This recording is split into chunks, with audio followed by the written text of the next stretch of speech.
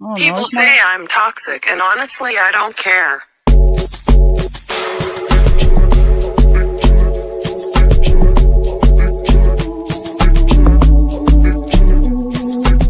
October Red is sponsored by SA Security. Maximum security, minimum fuss. Happy New Year, Happy New Year, wherever you are. If it's the evening, if it's the night, if it's the morning, the afternoon, welcome back to all of you. Happy New Year. It's great to be back. I feel like I haven't done a live with just us for such a long time. So I was like, you know what? Let's do it. Even if I haven't got that much heart in the fights this evening, which I will have in the main event that we're doing the watch along for, I thought, you know what? Let's just catch up with the guys, see what's been happening, see how your Christmas went, your New Year, all of that good stuff. And we're on to 2026. Who can believe it? We've been sat here doing live since when? I don't know, 2021, 2022, and it's now 2026, and we are still here together. So, if I haven't said it enough, Happy New Year to all of you. I hope you're looking after yourselves and your loved ones. Great to see the chat starting to, couple of people in the chat. Chris Welsh, good afternoon, good evening to you. Good night, isn't it? It is, it's night time. Thank you very much as well to Chris for giving us a shout out on your channel as well, as one of your go-tos. I really do appreciate that. I probably need to do that more on mine as well. So you're giving me ideas. So thank you very much for that. And because Chris is here, go and subscribe to the only Chris Welsh on YouTube. Got to plug it back. Got to pay it forward. Got to pay my respects as well. Legal Eagles, good evening to you. My favorite spider tattoo, Legal Eagles. Good to see you. And Happy New Year to you guys as well. 2026, I think time is just literally flying by. It's definitely not slowing down. The years are just literally all amalgamating into each other. And already we got the Queensbury first card of the year out there in Germany, and obviously followed by Matchroom's card later on tonight during the early hours, which I will not be staying up for, because we saw the state of me when I stayed up for Joshua versus Jake, or Jake Joshua, however you want to put it. And as frustrated as I was, because I thought, yeah, AJ's going to get him out there in 2, and I think it went to 6, if my memory serves me right. And I was just like, please just finish. I can't do the nighttime stuff. Not unless I'm over there in the country where the fights is. You will not see me do another late night live. I just can't do it. So, of course, we definitely have got to support each other. It's been an interesting year so far. I don't need to go over everything that everybody else has been going over. I'm going to stick strictly to boxing, and I have been having a look out on X just to see, what's happening. Obviously, listening to these guys as well, talking about the heavyweight division, and something seems to have stirred a little bit of conversation on X, and it was about Moses Itauma. Obviously, he goes up against Jermaine Franklin, and I do think this is a good marginal test for him, a good fight for Moses. That's in the next couple of weeks. I will be there, so I'll be getting you guys content. I'll be there fight night as well. So hopefully, to be fair with Queensbury, I get to go backstage so we can get some, backstage post-fight conversations. I really like that card. It is a magnificent 7 card. Good names on there. One of the most risky fights that's on there, in my opinion, is Willie Hutchinson versus Ezra Taylor. Ezra Taylor's been around for a minute, and I do think it's a good fight, but it's a risky fight with Willie Hutchinson, because one thing with Willie Hutchinson is he knows his way around that ring. So that is probably, I think that's the fight I'm looking forward to the most. There's a lot on the line for that fight for both guys, but we're going to skip back to Moses Itauma. There was some rumblings. Obviously, you got the DAZN guys on commentary, and I think it's Frampton and Oladipo talking about how they're getting excited about Moses, and you know, sometimes he struggles to get opponents, and I think there was some kind of backlash saying, really, he's struggling to get opponents. A little bit of a stir on X, not necessarily believing that. I mean, you guys let me know in the comments what you think. I do know that there's been a couple of guys that have been offered fights with him, and they've like, oh, I'm not ready, oh, the money has to be right, etc., etc. So I've seen that, and I'm sure you guys, if you watch as many boxing content as I do, you would have known earlier on, maybe about a year or so ago, that was the conversation. The only one that says that they, you know, they'd fight him at the moment is Lawrence Okoli, who is over here looking at the winner of Kabayel versus Knyba, the I think Polish fighter that he's going up against. We've got Germany versus Poland. Almost sounds like a 1996 football match, if my memory serves me right. But yeah, interesting. But Moses has got Jermaine Franklin, which I think is a great margin fight for him. Jermaine Franklin has been in with Anthony Joshua. He's been in with Dillian Whyte, and he's gone the full rounds with both of them. Never really looked too much in trouble. I spoke to Anthony Joshua after he won the fight with him. That was when he was with Derek James. And I said there was a point in there where it looked as if you could go for the finish, but you didn't. And Anthony Joshua started talking about basically being more savvy in the ring and being more conscious that potentially something could come back if he's reckless. So yeah, opportunities were there. Dillian Whyte, there was some controversy over whether people thought Dillian Whyte actually won. So there's controversy there. But like I said, distance with both of them. So this is a really good fight for Moses. Yes, I understand the critics are going to say, oh, but, you know, Franklin hasn't fought for ages. Once again, it's an older fighter, etc., etc. But just look at the opponent. Look at the opponent. Look at who he's been in the ring with. And I do think it's a credible fight for him. Let's see what happens. It's heavyweight boxing.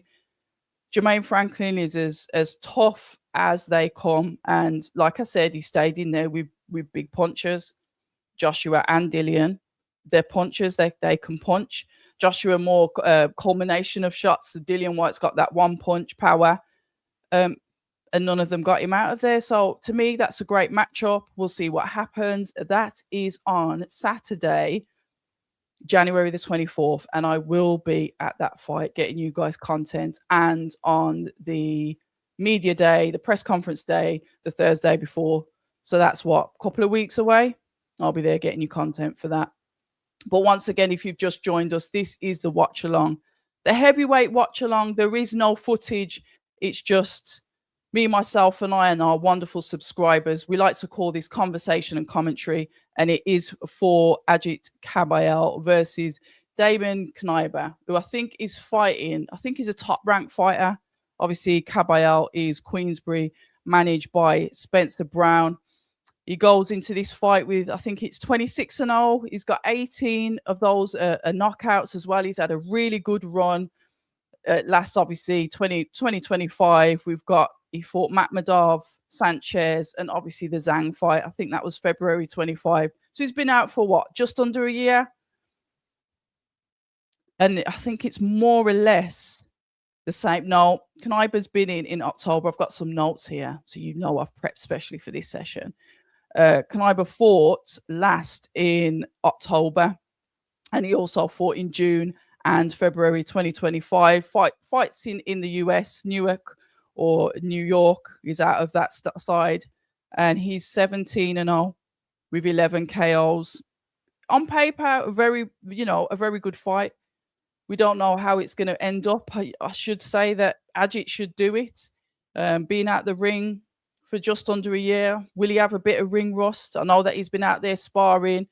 I think young Matty Harris went out there to spar him as well in prep for this fight. He's out there doing his work in silence in the background and polishing his own skills and getting ready to, I think he's fighting in February. So we'll see how Ajit gets on. But obviously we've got a fight before that, and they're just about to make their ring walks.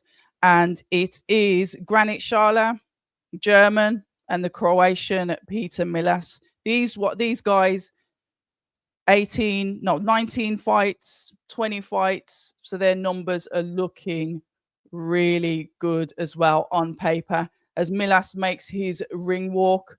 So, yep, good evening to, let's have a look. Go back into the chat.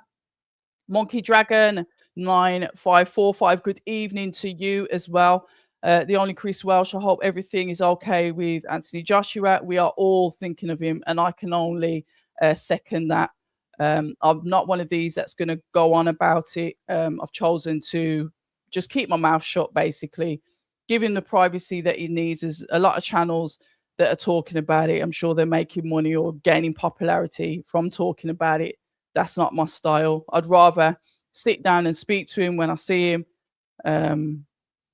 or just leave it alone. So yeah, absolutely. Condolences to the family of Sinner and Lats.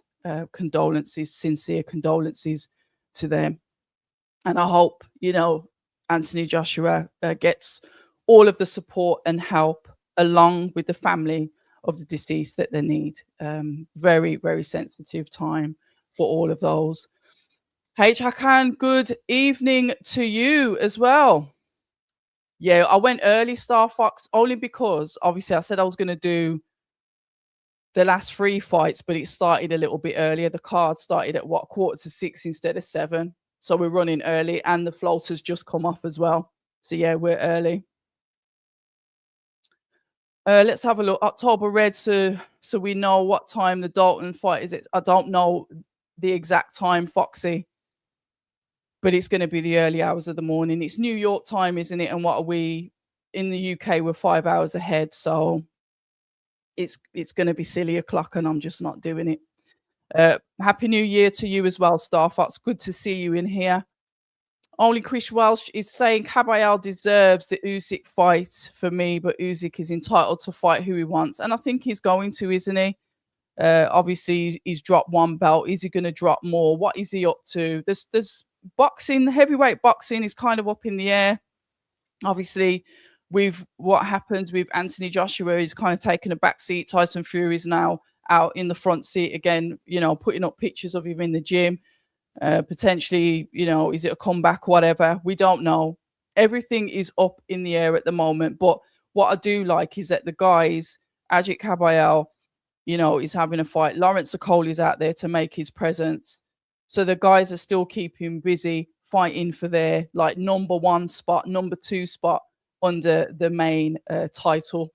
So they can get their opportunities as well, because you just don't know what's going to happen in boxing. The thumbnail for the vertical mobile stream looks kind of mad still. Yeah, it probably would do. I'm probably not centered. You're going to have to go onto YouTube then. But I thought I'd try it. Something that StreamYard's doing where they do 2 streams at once. So I'm glad to see Fury back. I think Fury has got plenty of years in him. Yet he's only lost to Usyk, and there's no shame in that. Absolutely.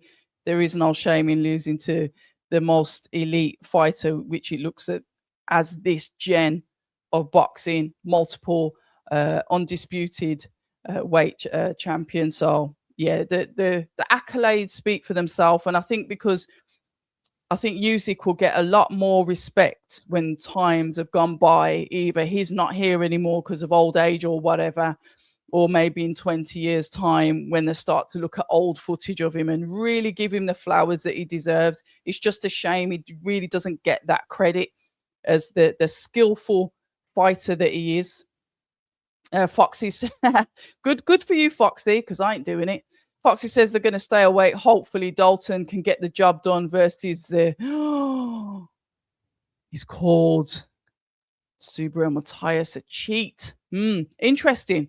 I'll tell you what, though, I did read something, and this is down to Rob Tebbett as well. So Rob Tebbett, I think he set up another boxing channel.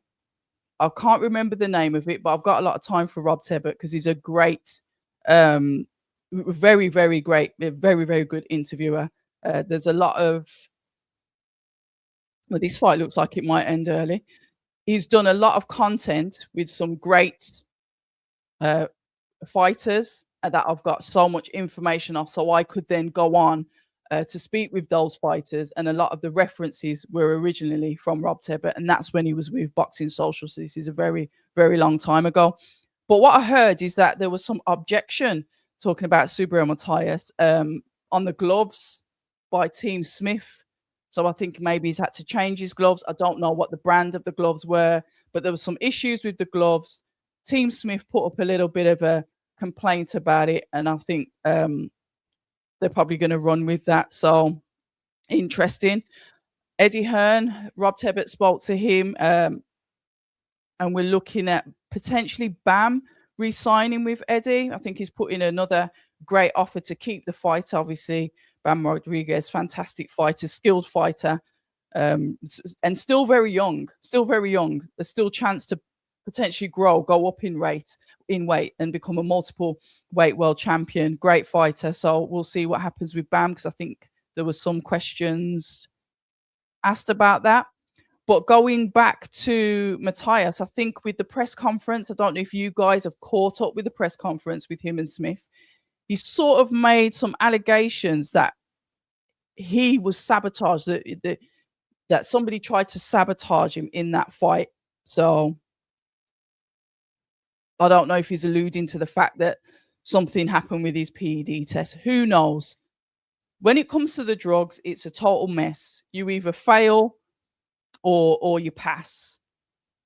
There seems to be a gray area, which sort of, I don't know, pisses in the face of the actual rules of drug testing in the first place. It's a very complex subject. They don't seem to all agree with each other. Some drugs are allowed, some are banned, like different lists, different, and it's just a shambles. I think it needs to be overhauled. There should be one list globally, since the fighters will fight each other, not just fighting fighters from their country. There should be one list. It's global. They all talk to each other, and if it's banned on one, it should be banned on another. And if there is an allowance, what percentage is the allowance for that drug that may have been ingested accidentally or part of a supplement that's not yet on the ban list? It's just an absolute mess.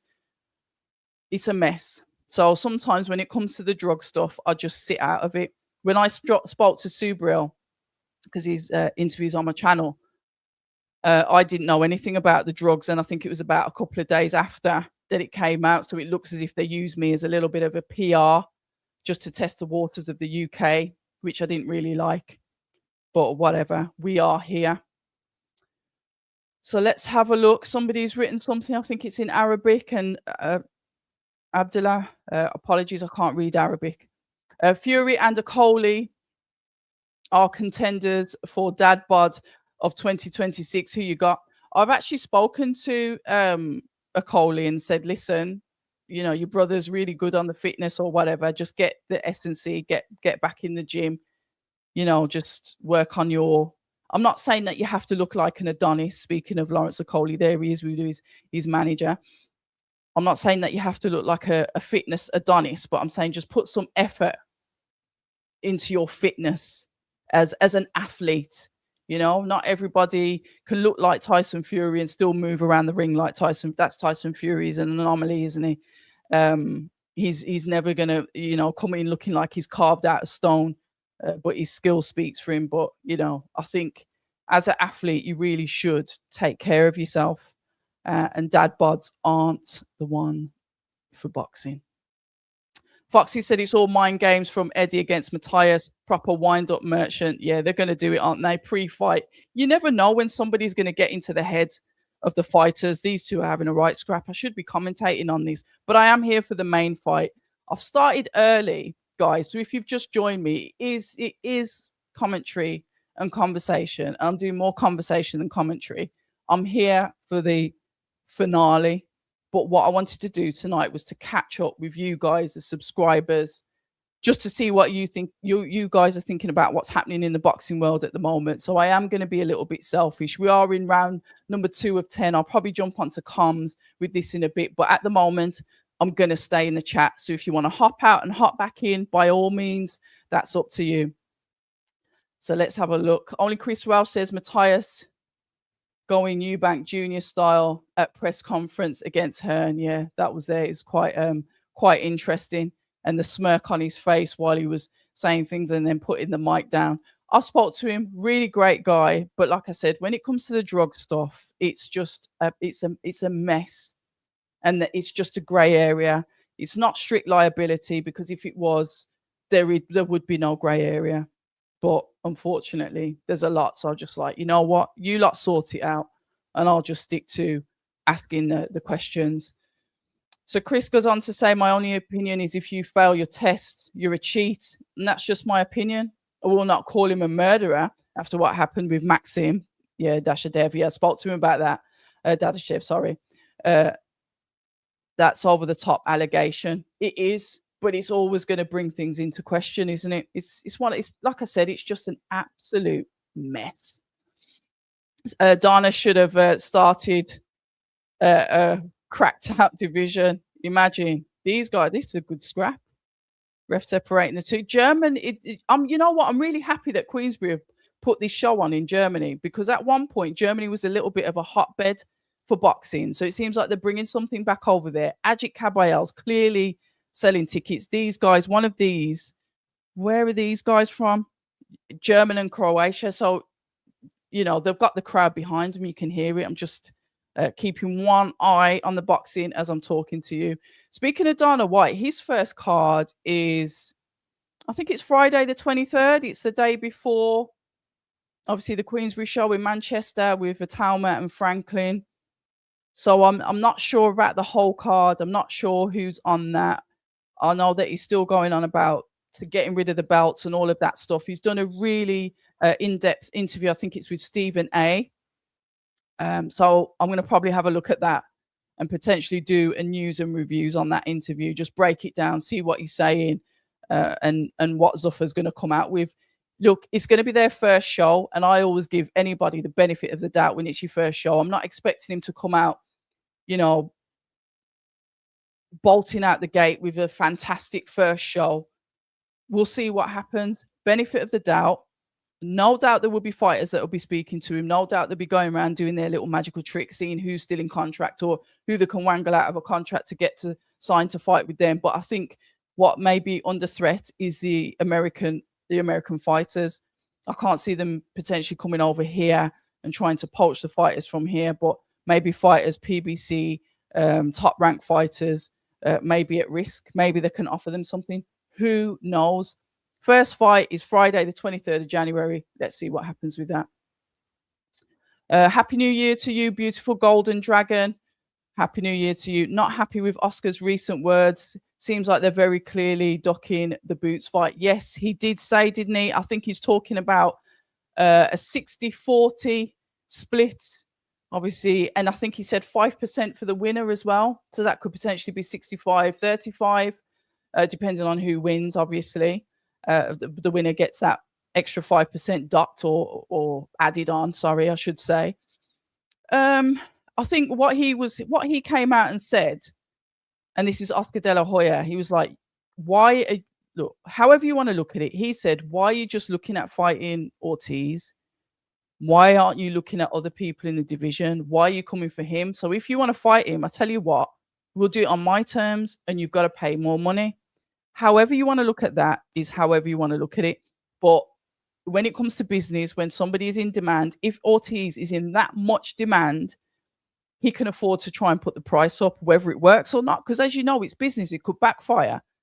Eddie could go, well, forget you then, and hop along to the next one and beat everybody else and freeze out Ortiz. And then Ortiz may struggle to get fights. Who knows? Who knows what the pool is like? That is just a potential to happen. So risky. But if Ortiz is the A side, he's the golden goose, he's the one that obviously Eddie and Boots want, then he's going to call shots. It's business, isn't it?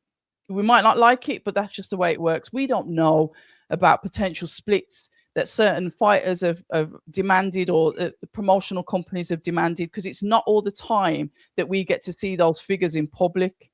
Often the figures are hidden, especially when it comes to the British fighters. I think there's a little bit of a decorum. There's house rules, and something that the British don't like to discuss is money publicly. I don't know if that's just the way we are. We'll We're like that with wages. We're like that with politics. Who do you vote for? And it's almost like you're asking to look in their underwear drawer. We've got this decorum about us. We don't like to discuss money. But sometimes over the other side of the pond, our cousins in America, they're quite open with that kind of split. Or say, for example, when His Excellency gets involved, he will potentially will give you a big hint to what kind of figures that they're playing with. So yeah, interesting one. I want to know, to be fair to you guys, and this is boxing, but it touches on a personal stuff. Deontay Wilder's done a interview. I don't know what's happening with him still, to be fair, and when or who he's fighting again. I know Alexander Usyk has said that he wants to fight him, and people are like, well, why do you want to fight him? And it's almost like he's adding him to his list of fighters, list of names that were in this era of heavyweights. So I get why he's doing that. But what I'm asking you is what you think of, obviously he said about, obviously he split up from his long-term girlfriend who he had a child with, etc. He did an interview about that and saying how he took on one of her kids as their own. And the headline was like that kid saying, well, you ain't my daddy, blah, blah, blah. We'll see. But it's weird because they split up quite a while ago and there was a crazy narrative going around about him against him. And now it seems to have switched and they've pushed it back onto his ex-partner. Interesting, but I just wanted to know what you think. Let's have a look back in the chat. So we've covered Oscar. 68DG, good evening, good night, good whatever it is to you as well. Thank you very much. One of the channel's great supporters that likes to buy me coffee and cake. So I really appreciate that, because when I'm hopping on the train or I'm leaving Birmingham, going to London, going to Manchester, going to Liverpool, those coffees do come in handy because I like my Cafe Nero. That's my favorite coffee shop. I think they do the best coffee. Shame, really. Not even sponsored by them, but I'm giving them the plug. So 68DG says, I think Dana's first show will be good from a production standpoint. Yeah. But TKO aren't going to shake up anything. Not at the moment. I think if he's serious, if he's really serious, this is not a short-term fix. This is going to be something that is going to, it could take 10 years. You've got to be in it for a minute. We know the kind of potential financial backing that he's got in there, but it's what are the quality of the fighters that you're going to get? Are you going to build them? Are we going to watch them grow on your platform? Is it going to be like a grassroots and we learn to love the fighters? You know, kind of like what he's done with the UFC. Is he going to, can that model be put into boxing? With the way boxing is like a free-for-all, there's always a show on, there's lots of different promoters. DAZN's kind of locked the boxing broadcast down. Obviously now we've got a bit of BBC and, you know, there's I think TalkSport probably air boxing as well. So boxing's, there's a lot to choose from. So now he's got to come in. I'm not sure who the broadcaster's going to be, but we'll see. So I think when it comes to Dana and TKO Zuffa, it's you've got to have a long-term vision. It's not something that's going to be done overnight, and that's just business, isn't it? Boxing's been around forever, and the people that are involved in boxing have also been in boxing more or less forever, unless you're talking about the newer promoters such as like Ben Shalom, who started 5 years ago and he's still going. He's had some bumps in the road, but he's still going. He's still trying to push through. He obviously landed the deal with Sky, but then after that he's gone on to the BBC. So you really can't knock his hustle because he's trying not to go anywhere. He's like, nope, I'm staying here. He's had a couple of unlucky results with, obviously, I know Jamie Takivi is a boxer fighter, but let's face it, they wanted Fraser Clark to win because Fraser Clark, the Olympian, except, you know, the name that goes with it is fantastic for them. And then obviously, unfortunately, Callum Simpson lost to the very robust and rugged, and like I said, it was like a resurgence in Troy Williamson the other week. And Troy Williamson, unbeknownst to me, is a Matchroom fighter. I didn't even know he was Matchroom. I thought he was agent free. He's signed to Nova Sport, which is Chris Eubank Jr.'s like management company, with Elliot Amoka, etc.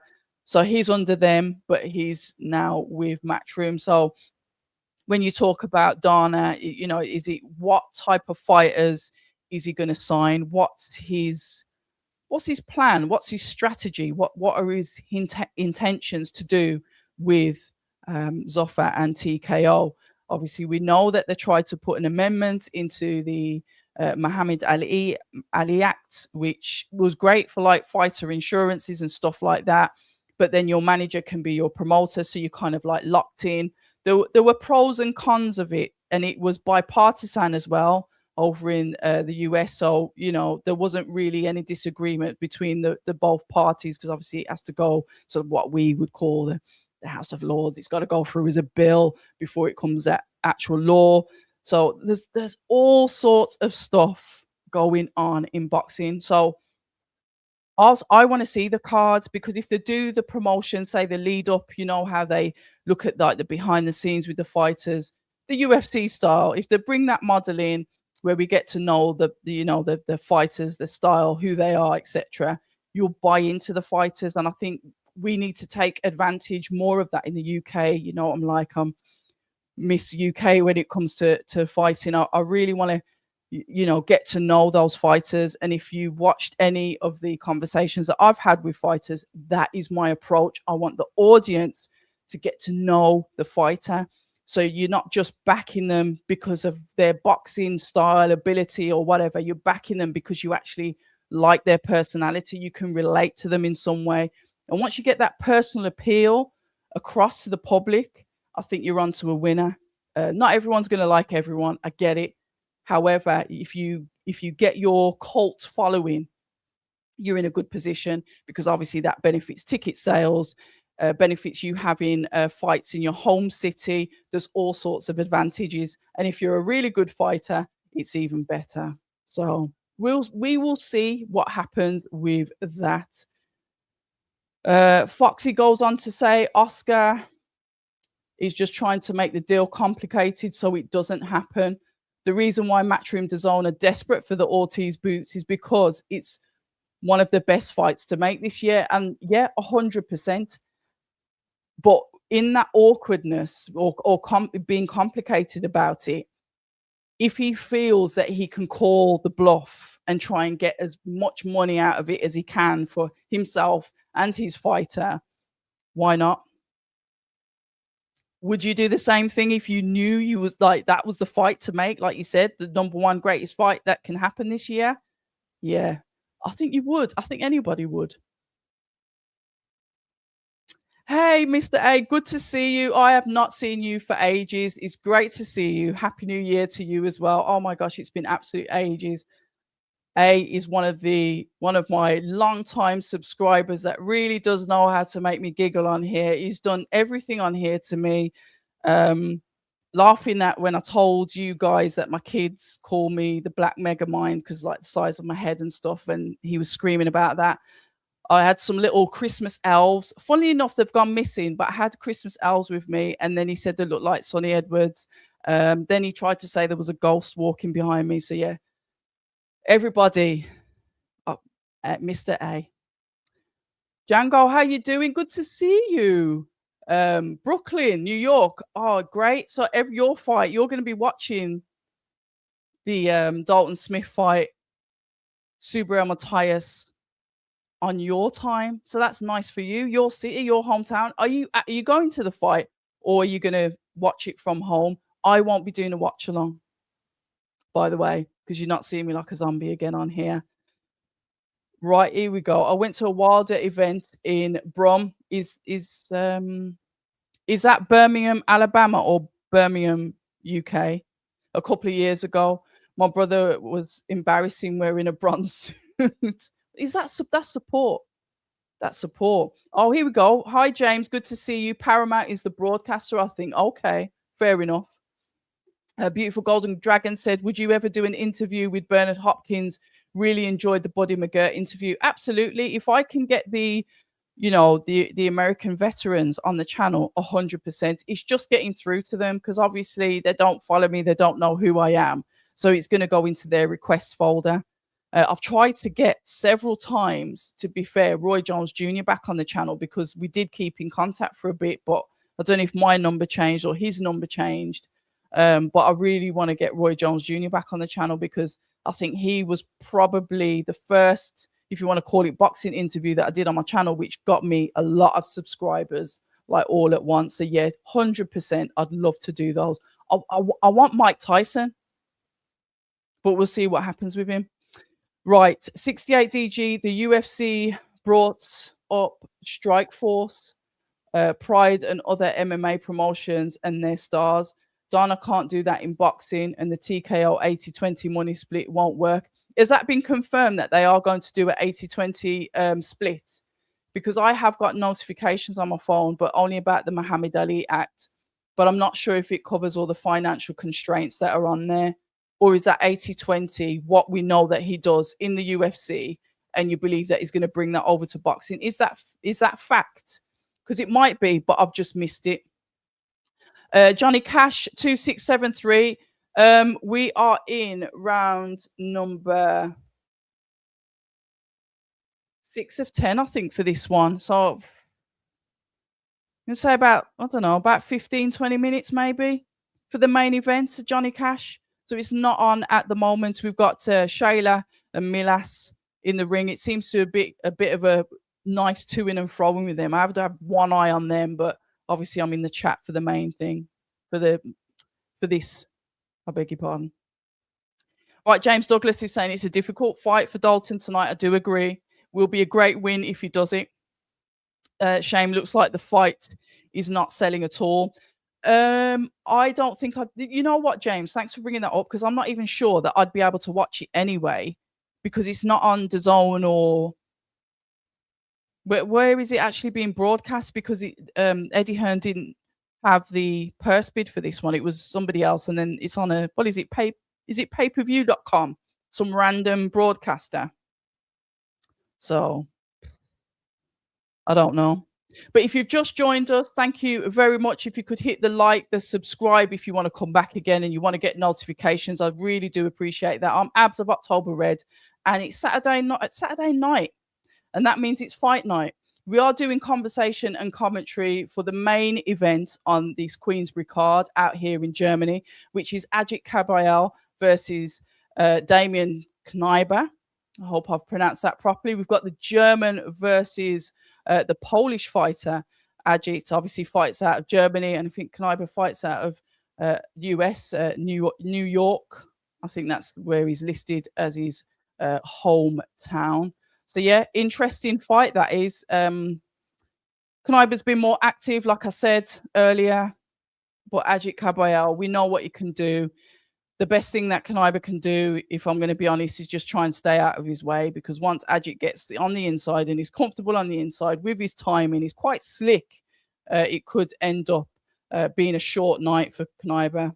But we'll see. We'll see. It's heavyweights. Anything is possible, and you can never really place all your bets on one fighter as it goes. So welcome to all of you on this fine winter evening. If you're in the Midlands like I am, I'm in Birmingham, UK, not Alabama. We've had some really heavy snow. So if you live in the hilly parts of Birmingham, it's been an absolute nightmare. And it's times like these when I wish I had a 4x4. I've got about now, but it was a bit of a struggle when it started snowing. So we got stuck here for a bit. But yeah, here we go. So 68DG, thanks for replying to that. It's the UFC model 80-20 money split, and was the reason why Greedy Dana took so many years to step into boxing. Without Turkey, he wouldn't be in boxing. So you think he's kind of like opened the door? I still think, and this is just me being me, 68, and for those of you that are listening, I think what we've got is we've got His Excellency as the main, I'd like to say, is the puppet master. Yeah, he's the one that is controlling the strings because of the heavy financial involvement, sponsorship, whatever it is that he's got in boxing. He's even with Ben Shalom from Boxer as well. There's a partnership or a sponsorship going on there. So if you think he's going to be privy to conversations, privy to potential deals, etc., it seems a bit conflicty if obviously Dana's going to go up against or potentially take on and Eddie Hearn or all the promoters, you know, Frank Warren, Queensbury, etc., when you've got the same shareholder. It's just, I get it, and you're going to take the money. If someone's going to offer to invest in your business, you're going to take the money. But I don't know. I'd just be like, you've got your finger in everyone's pie. I don't know. I don't know. But that's just me. That is just me. Right, James. Oh, sorry, have I missed Mr. A? Would you ever do it? Al Leong. Who's that? Who's that? AP. Who's that? Let's have a look. James Douglas. I think DAZN tried to get on, but it sounds like the promoter wanted a lot of money. Fair enough. Yeah, money. 3 rounds max. You're saying .69. 3 rounds max. Interesting. Did you ever meet Tim Westwood? And this is from Beautiful Golden Dragon. I remember him from Radio 1 days, but was curious about your recent video about him. Good content, though. No, I didn't, and I was never a fan, if I'm honest. There were a lot of DJs that were just as talented, if not better, but they never got the limelight for whatever reason. So no, I know that when I was younger, probably in my late teens, he was doing a lot of the hip hop nights out, if you could say, and obviously you got the connections for all the hip hop artists that will come over and from the US to the UK, you know, and he get all the acknowledgement for it because he was like mainstream. But no, I hadn't met him, not been to any of his concerts. I just found the case quite interesting because sometimes you can listen to these things that are happening. Oh, what's Philip Hergovich saying? Oh, he's talking about the fight. It's interesting what's happening with him because there's a lot of cases, and if you don't understand how cases work, I've just got my teeth into it and just explaining how they're both going on. I haven't done anything more with that yet because he's pleaded not guilty. So they're supposed to be, I think he's supposed to be going to trial in the next couple of weeks. I don't know how they're going to get all of that evidence, especially when it's a cold case dating back from the 80s. But I'll probably start doing more content on that when obviously what happens at trial, because obviously he's gone in not guilty, isn't he? So that means people are going to have to go to court, give evidence, and all the other stuff. So yeah, I'll pick that back up then. But yeah, wasn't a fan. Sen, the main event has not started yet. We are in round number 8 of 10 with Shyla versus Milas. So the main event has not started yet. I'm going to say, what, round 8? I'm going to probably say, I don't know, say about 15, 20 minutes for the main event to start. Oh, right. Okay. A legend, an unsung hero. He was the little Chinese man who played a henchman in tons of 80s films. And you know what? I appreciate you saying that, AP, because I dropped the boxing thing off my YouTube channel quite a while ago because all I want to do is have good guests on the channel.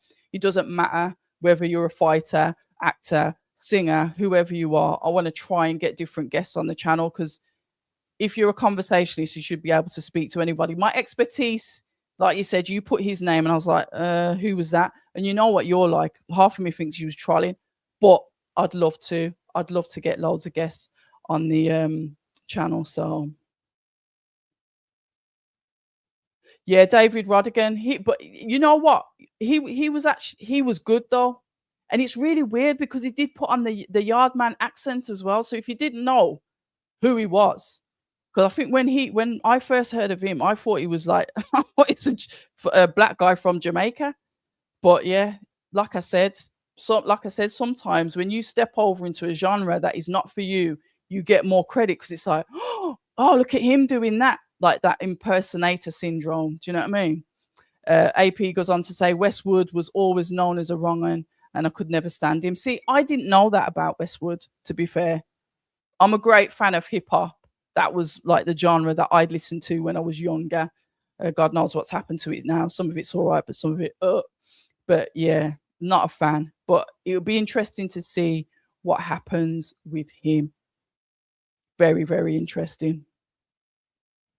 You was trolling. See, that's what I mean. But but to be fair, listen, my interview doors are open for any good guests that can come on the channel. It's not just boxers. It's not just about boxing.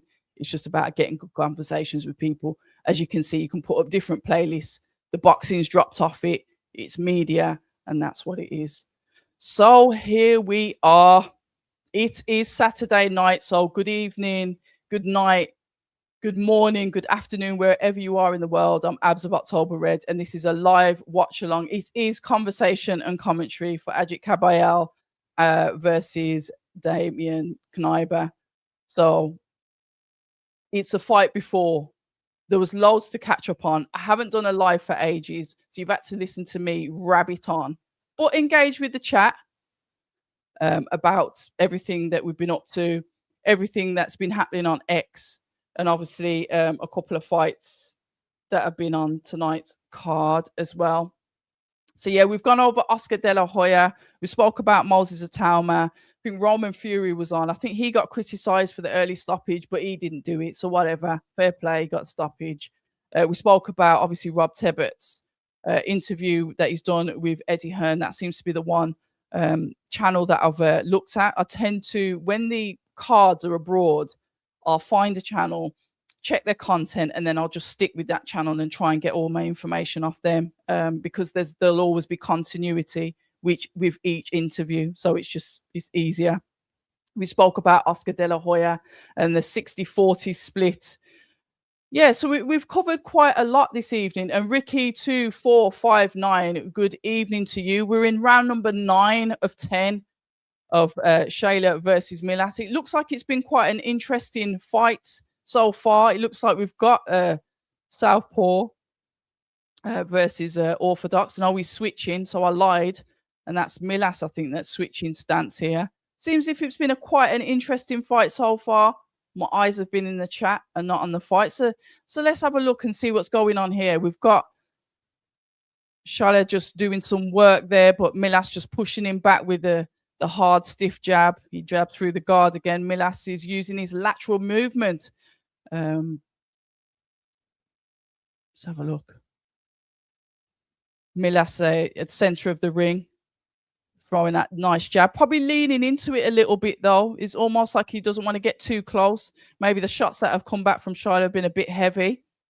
Let's have a look at his stance here. The peekaboo style there. Both of them literally going at it. Clubbing hook there from Shayla. I don't know how you guys have got the scores on this. I think I'm going to try and score the main event for the first time ever in my life and try and get it right. Who knows? Let's see. Beautiful uppercut and hook coming in there from Shayla to Milas.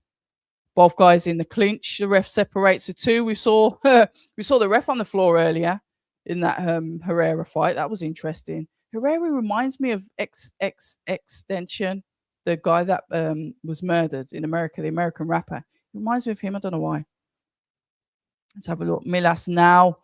Well, he's pushing forward. I was about to say he's now on the back foot as Shayla goes into the center of the ring, but he pushes him back once again. Now in the orthodox stance, both guys in the orthodox stance. The jab comes in through Milas. Better stance now as Shayla just tries to throw that hook onto the head of Milas. He switched now. This is Milas switch back to Southpaw. Sweeping uppercut comes in. They're just grazing the face of Milas as both guys go into the clinch. We've got 20 seconds left of round number 9 of 10. Interesting. 1-2. Nice 1-2 there from Milas. But they're throwing at the same time, guys. Milas, look, that's it. 1-2 comes back from Shayla as Milas throws his 1-2. The jab through the guard. The bell goes.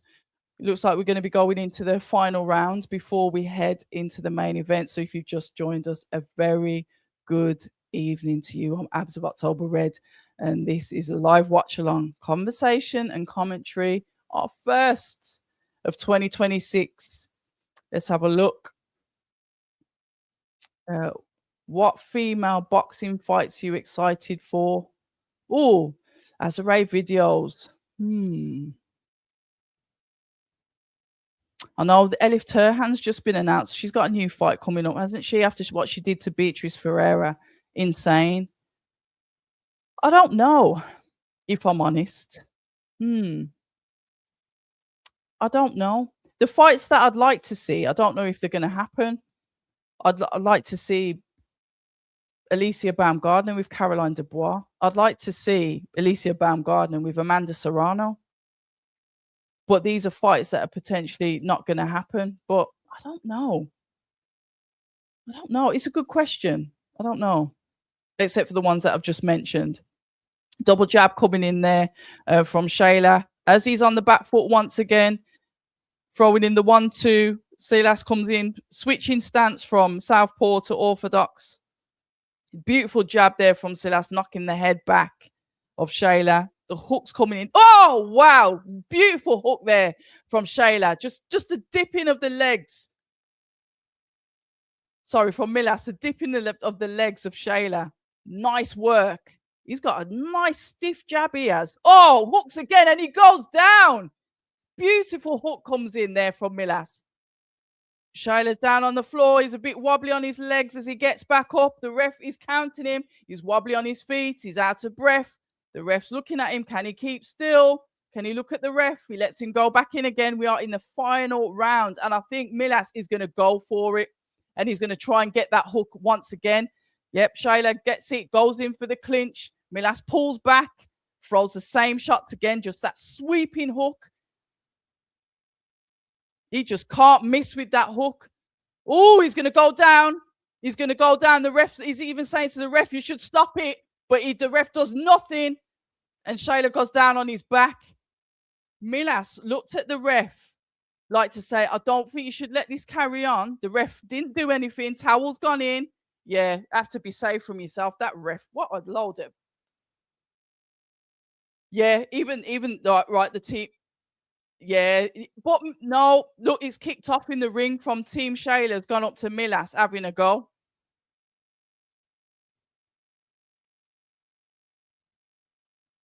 Oh, it's Milash. I do beg your pardon. My pronunciation slightly off there. Yeah, that hook couldn't miss. Is he on the floor? Is Shayla on the floor? That hook just couldn't miss. Dangerous. Heavy punch. And to be fair, it wasn't messy boxing either. They were boxing and some heavy shots were being thrown in. He couldn't miss with the jab, knocking the head back. But it's the timing that he had to like throw the jab and then just come in with the hook. There was no 1, 2, 3. It was a 1 and a 3. And that, I think, stunned Shayla. Yeah, good. Nice work. It was busy in the beginning, guys. And it's just literally, he's got the stoppage in the last round. But even he looked at the ref like to say, I think I should stop now. The ref didn't do anything. He went in for the kill. And then obviously Shayla just went down on his back. Yeah, he's up. I think he's sat on his stool. And then obviously, eventually, Shayla's team threw the towel in. You know when they say better late than never? Not in boxing. Very, very dangerous. Yeah, James Douglas, I agree. Tia Hayton, fantastic talent. And she's powerful as well. If you don't believe me, just look at who her opponents have fought before her and gone the distance with. She's a talent. Yeah, and she's got the right attitude as well. She's not full of herself. You'd probably meet her and she's, very approachable, but understands who and what she is. So I wish her all the best. I think, oh no, it's Leo Watang that's out in Newcastle, isn't it? On the 31st on the Josh Kelly undercard. I'm not sure when Tia's back out, but she was out, just before Christmas? So I'm presuming any February card, any March card, she'll be back out. Interesting to hear when they're going to announce when Ben Whittaker's fighting. Are they going to do a fight in America with him, which is what they said they was going to do, or they're going to keep him in the UK? Obviously, the fight was ordered with Joshua Buatsi. I think they came to some kind of decision not to let that fight happen and let him continue to build his career. There was some mention of, even Benavidez at one point, but it's like, slow your roll, just build your arsenal, walk forward, get all of that experience that you need, and then start taking on the names. Yep, definitely boom. Let's have a look. Look, watch this. Whack. Look at that. Just on the ear, behind the guard, and then straight, that hook straight on his chin as he goes down to the floor. Beautiful. Beautiful, beautiful. Daz, how you doing? Definitely decent fight. Shout out to Dazza as well, one of the original subscribers that's been here from the beginning. Shout out to my fellow Scotsman. I think now I think my name's Irish actually. I think my surname. I think one of them's Irish. My maiden name's Irish, I think. And then my married name's Scottish. Yeah. What's the time limit for the Kabayel? Time limit? Do you mean what time's it on? I'm gonna say this fight's finished now, so I'm presuming it's gonna be probably the next 10 minutes. They'll probably have a little bit of a chat. Usually they like the card to potentially come out at 9:30, but hopefully it'll be before that.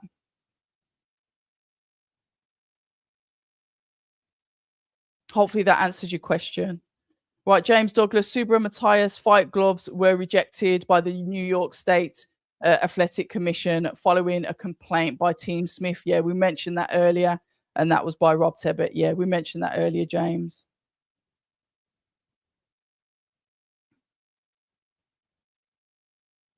So let's have a look.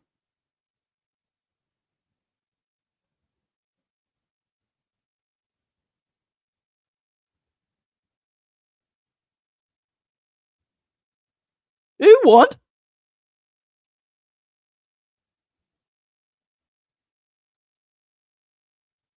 Have I missed something there? Who won this fight? I thought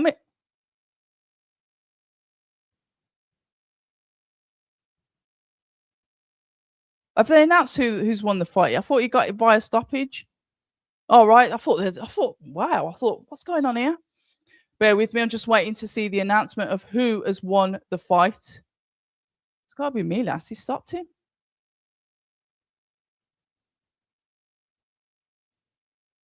That's what happens when you half listen to the commentary.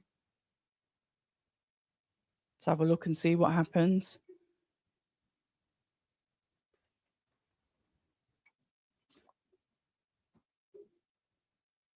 Neunundzwanzig.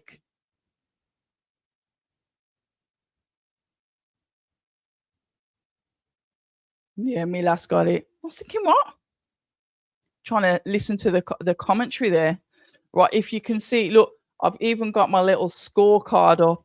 I'm going to try and write. I don't do this particularly well, but I'm going to try and score the main event fight. So, guys, those of you that are asking what time the main event is on, that is going to be coming up next. Obviously, they've announced the winner for this good fight. I enjoyed this fight. I definitely will be keeping an eye on this Milas. I've never seen him before. Didn't do any studying on his previous fights,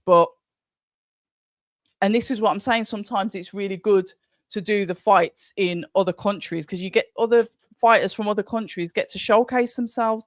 We wouldn't necessarily have seen him. I think one of the fighters that's come over to the UK is Nelson Hysan. Even then, I think he fights out of America anyway. So, taking their pictures. I'm going to see how long these guys are going to start yapping for while I potentially start yapping as we wait for the main event to start. So, ladies and gentlemen, if you have just joined us, we've got about 1,400 in the chat. So we're doing particularly well this evening, considering it's my first one back for 2026. So I appreciate all of you that are in the chat. If you can, hit the subscribe button and share and do all the magical stuff. I do appreciate you taking the time out to listen to me rambling on about boxing this evening. But it is for the watch along, no footage, just the watch along conversation and commentary for Ajit Kabayel versus Knyba. We know that Ajit Kabayel has had a really good run. I spoke to him. I think it was Usyk Dubois fight week, was it? Can't remember. It might have been Wembley, probably. And the fight that I was really looking forward to watching was Kabayel versus Parker. But obviously, Parker went and fight young Fabio Wardley, and we all know how that turned out. And obviously, we don't know what's going to happen now because, you know, Parker was waiting for such a long time in a great position to go and fight Usyk, and then look what happened. This is heavyweight boxing. You can't predict it sometimes. You think you can, but you can't. I always knew not to write off Fabio, but yeah, the way that you got him out of there in the end was just something else.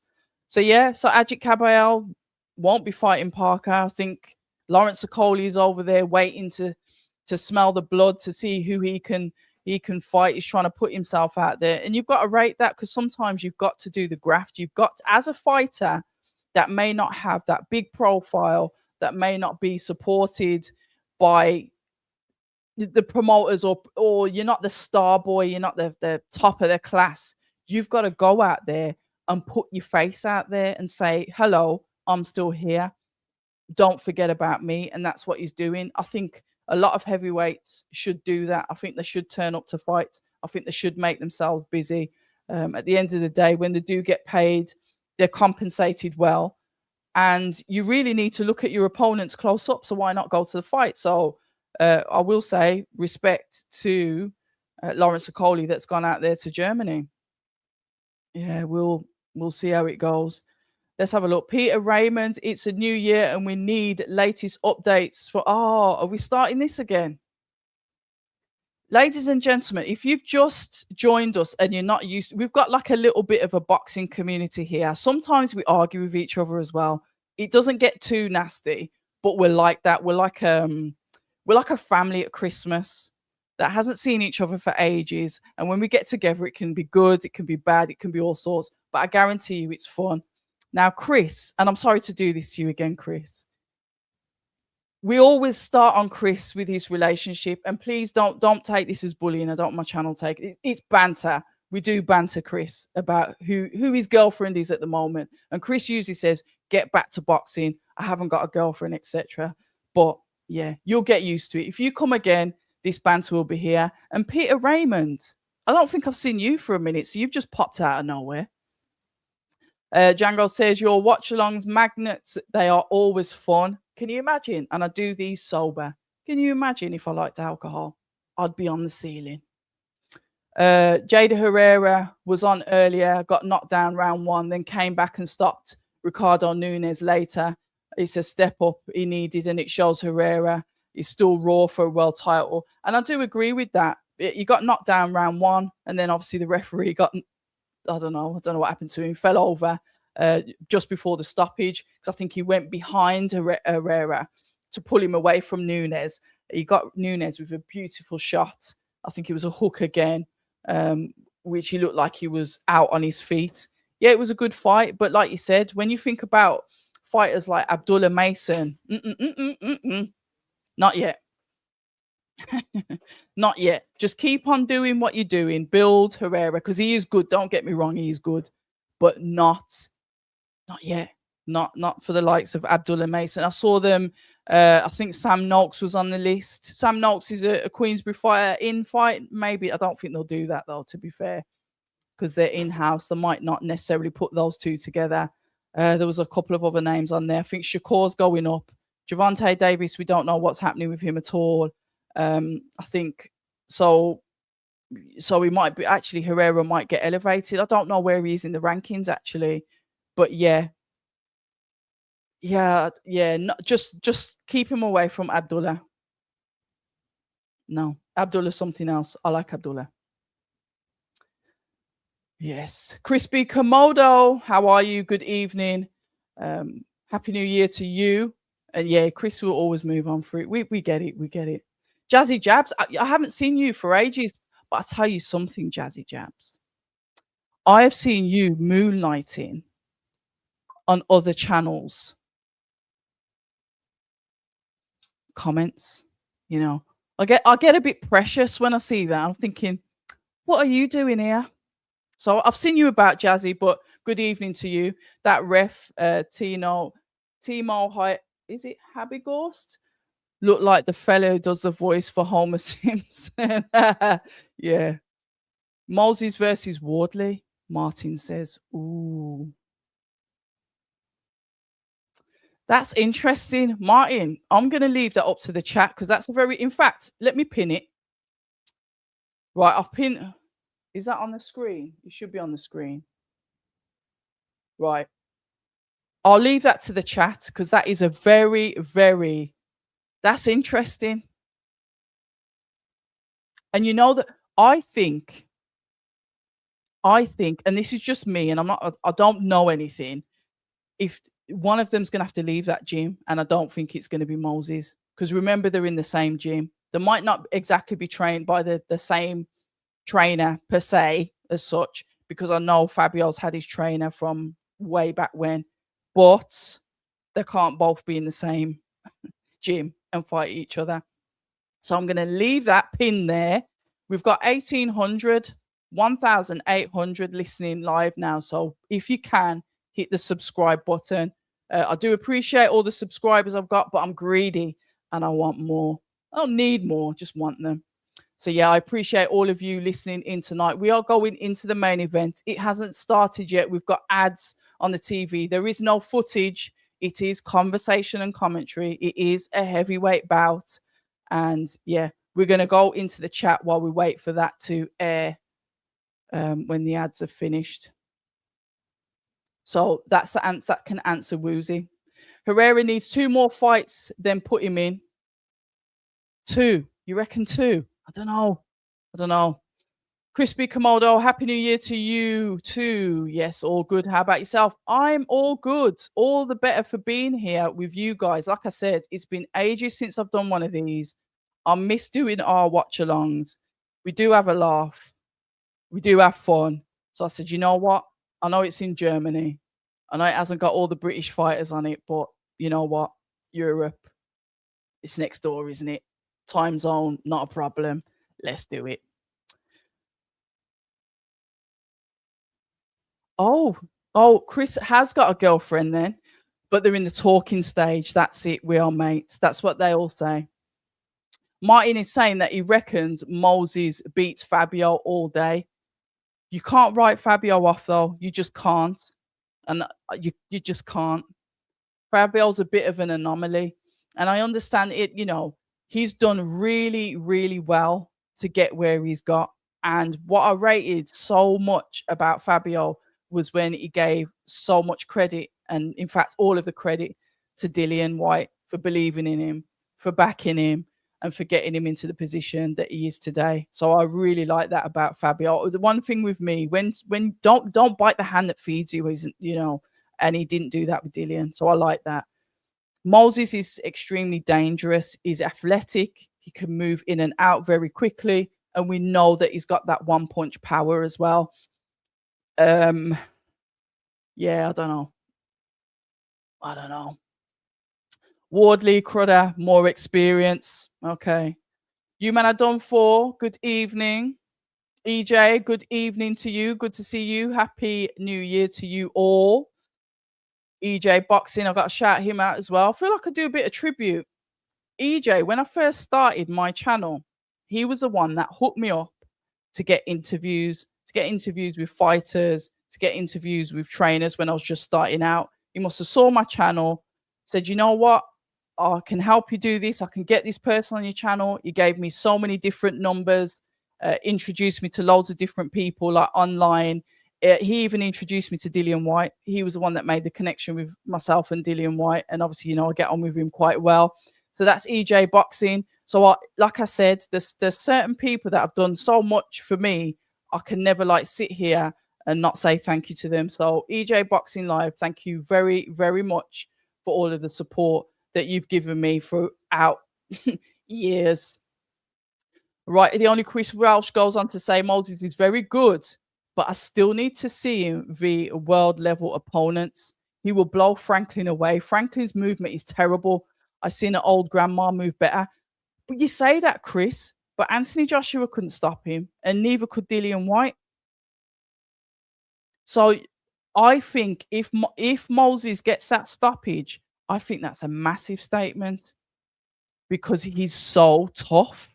Moses has been asking for rounds. He's wanted fighters that can potentially give him those rounds, and fighters haven't been able to do it. He has been in there with people that other heavyweights have been in there with, and he's got them out there quicker. I understand he's a younger fighter.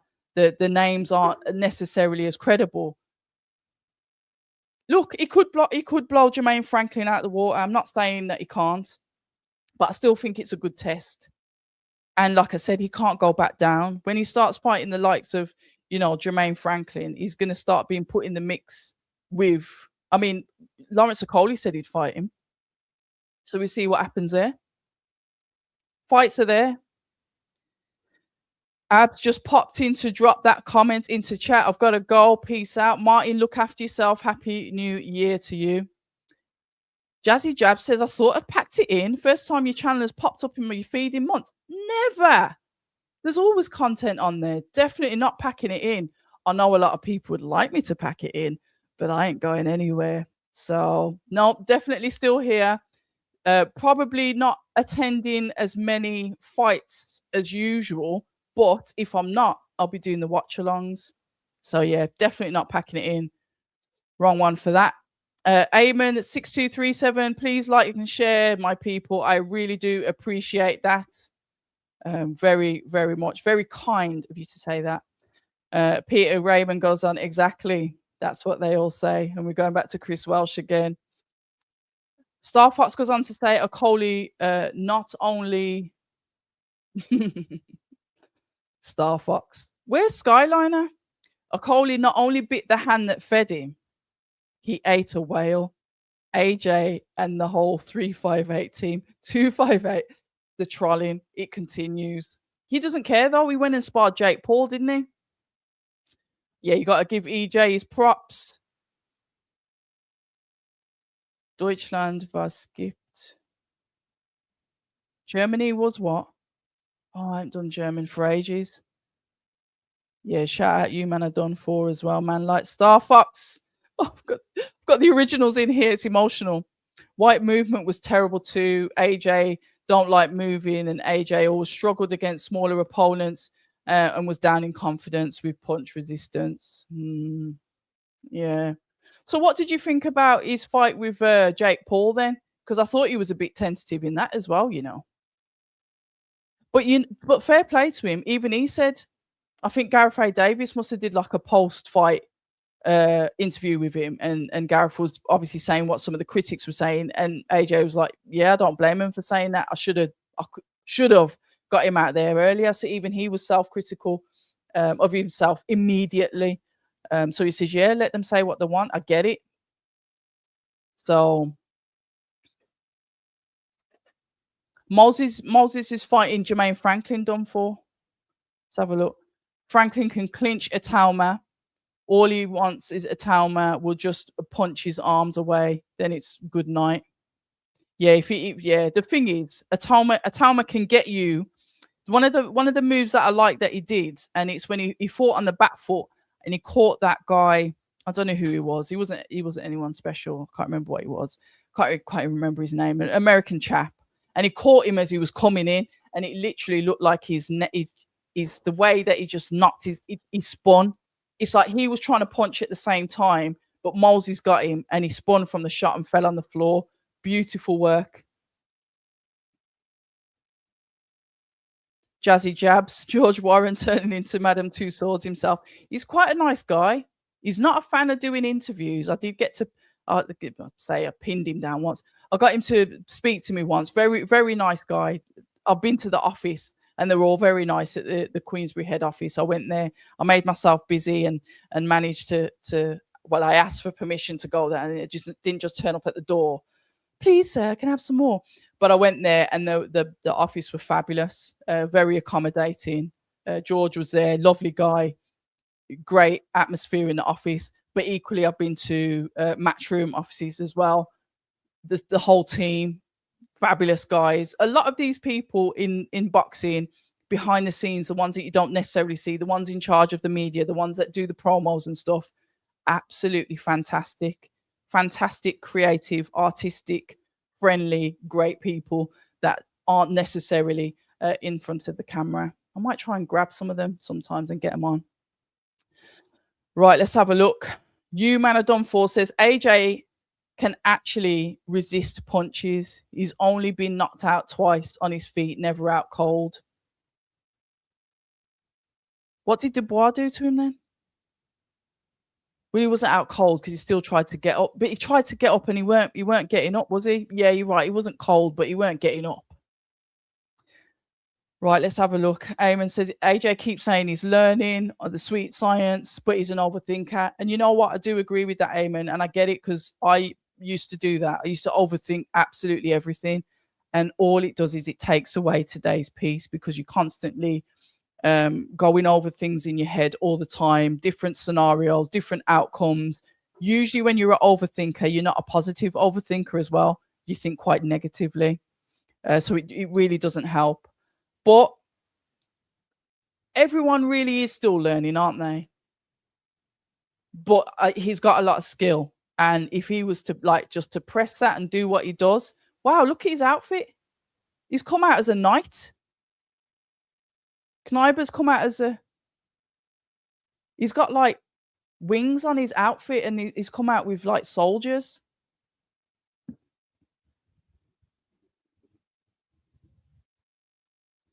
How on earth?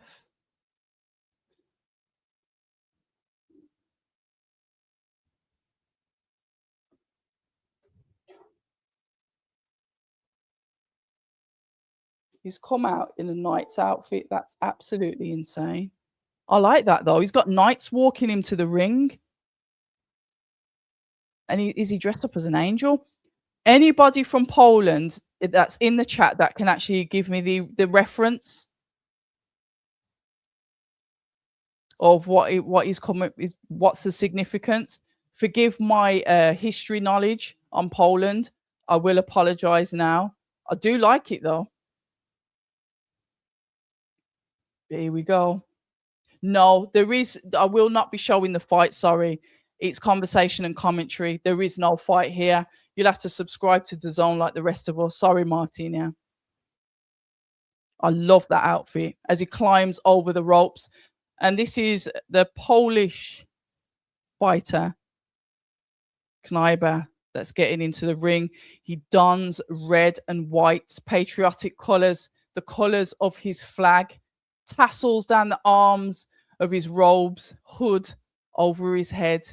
I really like this outfit. Do like when they put efforts into their boxing outfits.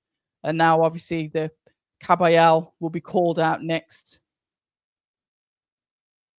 It's main event time, guys. So if you've just joined us on Abs of October Red, it is conversation and commentary. There is no footage. And it's for the heavyweight clash between Ajit Kabayel, German's own, and the Polish Damian Knyba. A fight that I have been, looking forward to, having a look at, Knyba, what he can do. They've got very similar records. A good fight for Ajit is keeping busy. And apparently he sold out this event in quite quick succession, actually. So I can see Queensbury going back to Germany. I heard about something big in the summer. I'm definitely going to try and get over to Germany for that. I do want to leave the country, actually. So I think we'll take baby steps and we'll go to Europe first before I go to the United States of America or Mexico for one of the other fights. But here he is. He comes out donning a black T-shirt. Let's have a look at his robes, who he's with, who's walking out with him. I think he might be alone, just as security there with him. No, he's got somebody holding his belt. His outfit's quite a tone down from how his opponent has come out to the ring. But he looks ready. I'm not sure if he's slightly heavier. I can't remember what he weighed on the scales. But let's see how he gets into this fight. Yeah, he's got the security with him and one of his team carrying the green and gold. And I'm sure that they've said now, even though I thought I did know, to be fair, Okoli's actually behind him. They're talking about him going for a world title shot next. So potentially, who knows, they're going to put in a petition. if he gets through this fight, guys, if he gets through this fight to fight Alexander Usyk. Eamon, that's a very, very good questions. What's the biggest challenges in this industry? I think when I first started, it was to be taken seriously because I am a female in a male dominated sport. So I think sometimes even when I'd speak to the fighters, they were a little bit astonished that I'd understood what I was talking about, that I wasn't just like I don't know, a wailing fan that was trying to chat up a fighter. So I think it was the ability to be taken seriously. I think that was a challenge. And sometimes with some of the subscribers as well, in the beginning, they were like, "Oh, get back in the kitchen," or they'd probably comment on my accent, or comment on where I'm from, how I look. It was very magnified to start off with, but then some of those people that started off with negative comments actually came back and have been great subscribers ever since. I think you have to be resilient. You can't take things seriously. Otherwise, you'll just be upset all the time.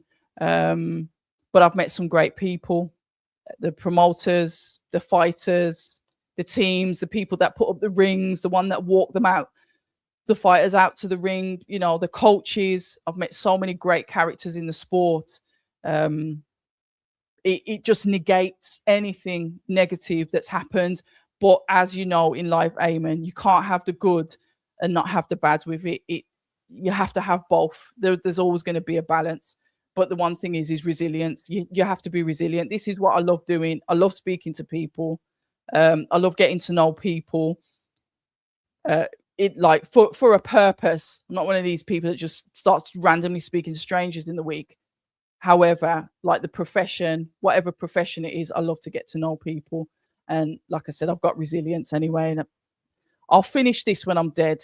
That's when I'll stop. So yeah, but thank you. Very, very good question. You got to believe in yourself. I think that's probably the biggest challenge is you've got to believe in yourself when nobody else does. So yeah, here we go. They're announcing the fighters now. Listen to the audience. What a fan base Ajit has got. I remember when I spoke to him, when I interviewed him, and he told me about his fan base in Germany, and to hear them cheer for him. Look at this, look at Knyba. He looks a little bit like a lurch, doesn't he? A little bit. Good luck to you both. Touch gloves. The fighters back into their corners. The coaches give them the final words of encouragement as they once also step themselves out of the ring so we can get this finale on. We've got 3,000 in the chat, ladies and gentlemen. Please hit the like and subscribe. It helps the algorithm. And I do appreciate all of you spending your time here with us this evening. Here we go. Round number 1 goes out. Kabayel straight into the center of the ring as Knyba throws out the jab. Kabayel ducks underneath it. Knyba starts off fast, throwing in a hook to the head. Both of the guys in the clinch. The ref separates the two. Action straight away with this heavyweight bout. Put my teeth back in. Knyba throws the 1-2 to Ajit Kabayel. They're both battling for the center of the ring. Once again in the clinch. Because, he's going to try and keep Ajit off. We know what Ajit is like. Ajit wants to fight on the inside. He wants to get on the inside, doesn't he? He looks like Knyba's got really, really long levers. Ajit's just going to want to get inside. And you know what his signature shots are. It's that uppercut and the hook. As Knyba throws a hook to the head of Ajit and throws his own uppercut. Nice work from Knyba to start off with. He's very active. He's very busy. And it seems as if it's Ajit that's going in for the clinch, even though Knyba's got Ajit's right arm in the clinch. As he pushes him off, the ref didn't need to separate the two.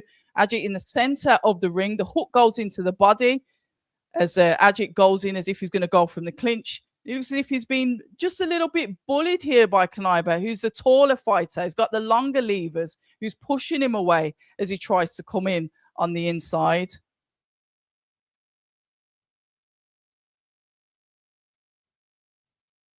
Let's have a look. Nice, beautiful hook goes in there from Ajit, but once again, he goes for the hook again, but misses. Knyba on the back foot. Ajit is in the center of the ring, but Knyba isn't scared of what's coming back at him whatsoever. Nice boxing form. Just keeps that right hand just underneath the chin there as he throws out the jab with the left. Kabayel comes in, looks a little bit more fleshy than he usually does. I don't know, maybe it's just my eyes, as he goes in for the body shot, which is what Kabayel will do. He'll start to break you down, going for the body. But it looks as if he's taking a few hits here as the uppercut and the hook comes in and the backhand comes in from Knyba to Kabayel, who just can't seem to just get into that range so we can get his shots off properly. And we've got some reddening on the face of Kabayel as we are in the final stages of round number 1 of 12. The body shots there, excellent. Kabayel finds his range, hits him with the 2 body shots with the right hand as Knyba goes backwards. And the shots coming back from Knyba look like they're pouring slightly. So maybe that's the plan. Get to Knyba, stop him throwing the shots, attack the body. We've got 13 seconds left of round number 1. A nice busy round for both fighters. Sweet uppercut landed there from Knyba. 1-2 from Knyba once again as Ajit goes to throw in the overhand. And round number 1. I'm going to give round number 1. Guys, let me know what you think. I'm going to give round number 1 to Knyba. Let me know what you think. I'm gonna try and score this. Guys, if you've been here before, you know I don't score fights. So this is just going to go wrong. Yes, the corners are speaking in German. I do like to try and reiterate what the corners are saying to you guys, but unfortunately they're speaking in German. So that's just not going to happen, is it? Yeah, Lloyd Barrett. Yes, here we go. Legal Eagles, I agree. Knyba started well. Guys, please put the scores in the chat as well, because I want to know what you guys think to make sure we're on the same page. Yeah, Knyba's round. Lloyd Barrett says, yeah. Kabayel getting a little overwhelmed. The challenger means business. His round, thank God. Yeah, I can score 1 round at least. Here we go. Round number 2 of 12, 5 seconds in as Kabayel tries to walk forward and get into Knyba once again, but both guys are in the clinch. Probably should have watched more of Knyba's fights before I watched this, you know.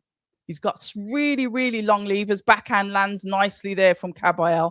But I think the best thing Kabayel can do is try and just go under the shots, go under those long levers, and try and attack the body like he did when he had that success when he got those 2 right body shots to Knyba's gut as he pushes out the jab. Considering Knyba's on the back foot, he's fighting particularly well. And Kabayel just can't seem to land the shots that he wants to, but he is beautiful once again. Body shot lands on Knyba from Kabayel. That's what he needs to do as he throws the overhand left to right to follow up with. Knyba comes back, throwing his own 1-2 into the face through the guard of Kabayel. And doesn't seem like he can miss with the jab as well as he jabs. Nice double jab there on the head of Kabayel that goes back. Kabayel once again throws the shot to the body, then the overhand right. Knyba comfortable on the back foot. The thing is, he can push him back. He's got that strength to push Kabayel away. Both guys in the clinch. They're going to wear out if they keep clinching like this so early. It's a 12-round fight. This is going to get particularly tiring. But there is a height disparity. I didn't check the measurements of Knyba. Maybe I should have done, but he's quite tall. Tall and long levers. On the back foot, but throwing in the shots as he throws in the 1-2. 1-2 once again as Ajit Kabayel just bobs and weaves his head, tries to walk in, but he needs to really go under those shots and potentially try an uppercut, which Knyba's just thrown at him. As he's got a shot landed there. I think it was the backhand landed on Knyba as he went back into the ropes just for a short moment there. The hook goes into the head from Ajit Kabayel. Nice work there as Knyba tries to throw his own back. But the good thing about Ajit is he'll smother the work. So Knyba can't necessarily get the work off at close range. I don't know if it's because of the height difference. But it's better when Ajit is in close because he can't seem to pull it off. Those long levers seem to work best at range. Let's have a look. Jab to the body shot there as Knyba just pours out the jab to Kabayel, who's hunting him down as he throws in a backhand to finish. That's the work from, oh, I don't know about that one now. Who have you got for that round?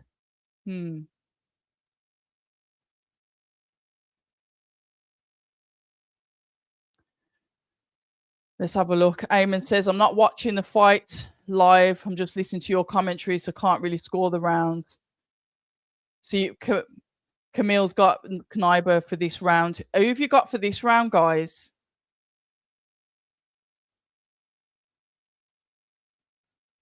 I think I'm going to give Cabayel this one.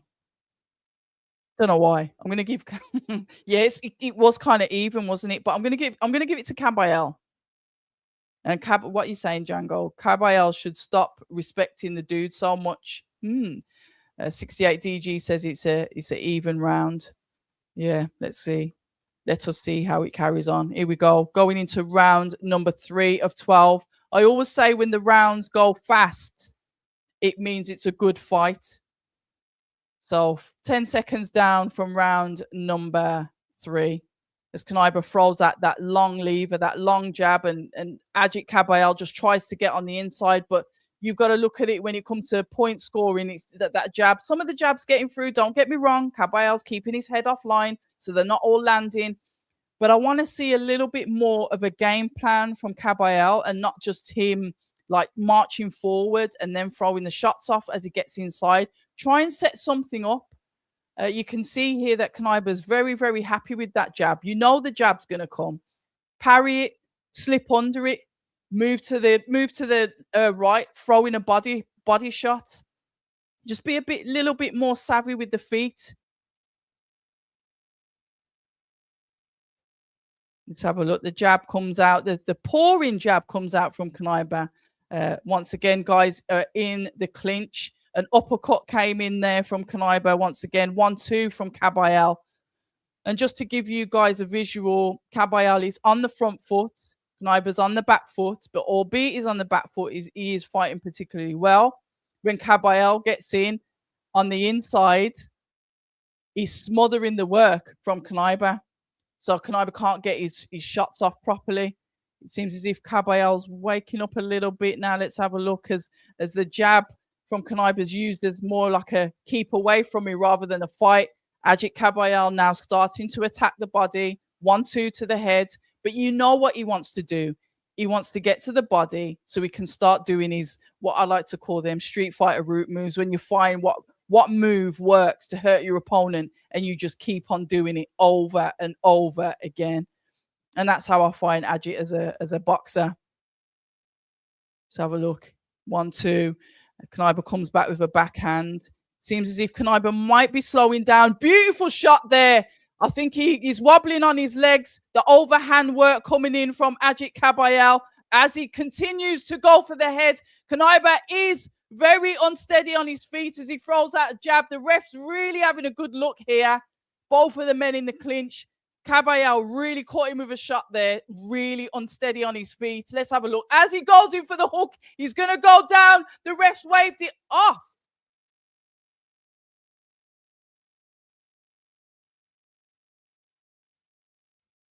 The refs waved it off.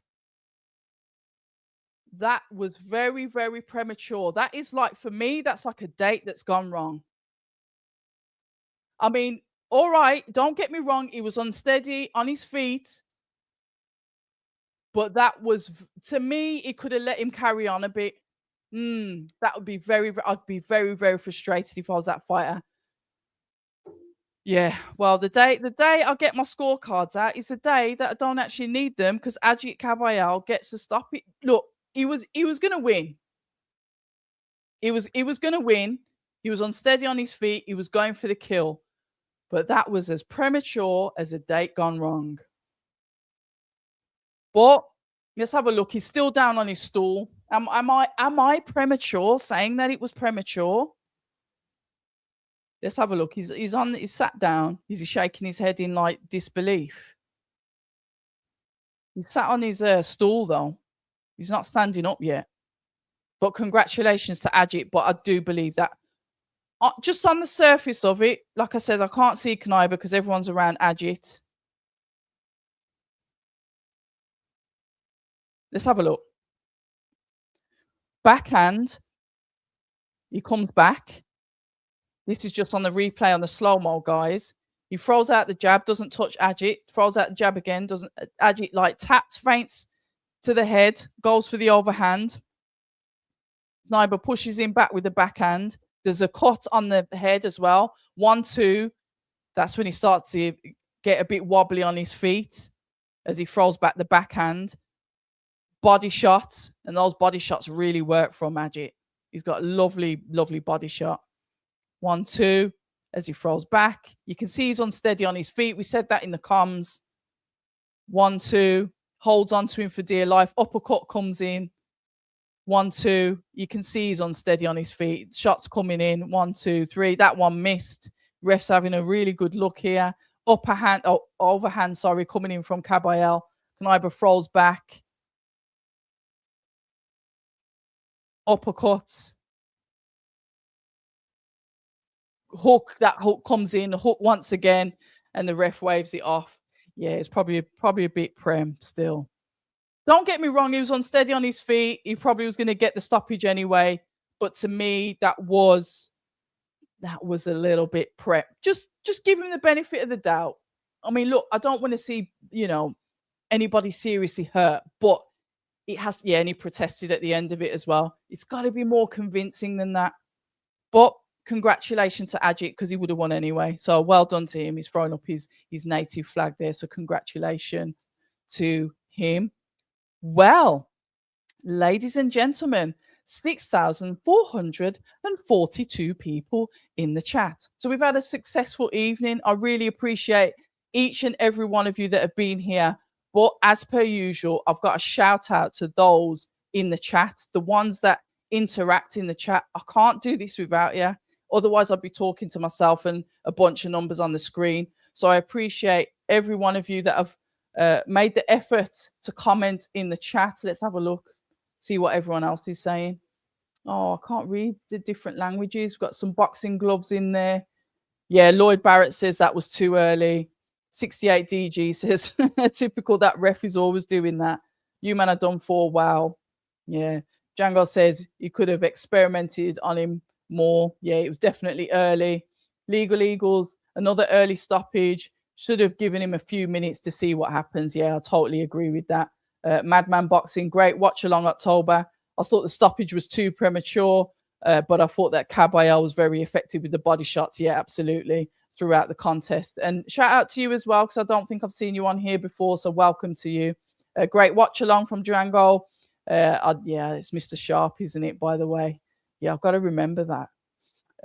Lloyd Barrett said he was hurt and almost gone, but he was still there.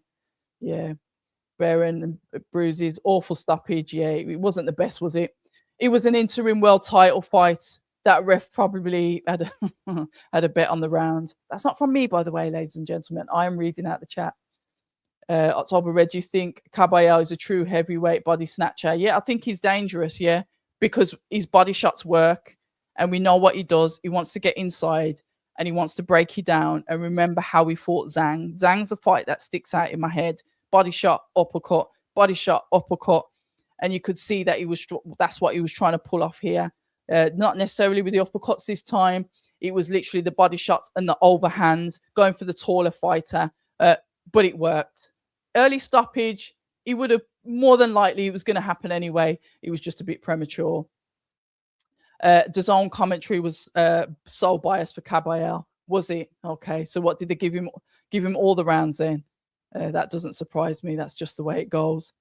So, ladies and gentlemen, I want to say once again a massive thank you to all of you this evening. It's been great. Boxing continues tonight with the Matchroom card, also on DAZN over there in New York, for the WBC. Is it super? I think it's super lightweight, isn't it?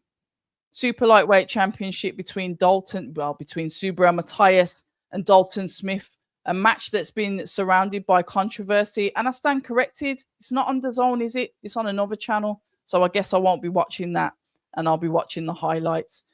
But on that note, I am going to say an adios to you. Content, I'll be at the fight for Moses and Franklin next week. We'll see what this week brings. I'm supposed to be getting Frank Smith on a live, so we'll do something like this, but it'll be a live conversation with Frank Smith, just to catch up with him, basically. And yeah, I think that's it. So on that note, oh, good night from Nairobi in Kenya. Good night. Yeah, good night to all of you. And you know what we say at October Red, don't you? Stay ready. Adios, my darlings. People say I'm toxic, and honestly, I don't care.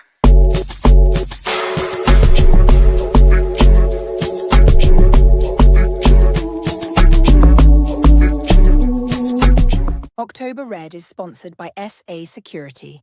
Maximum security, minimum fuss.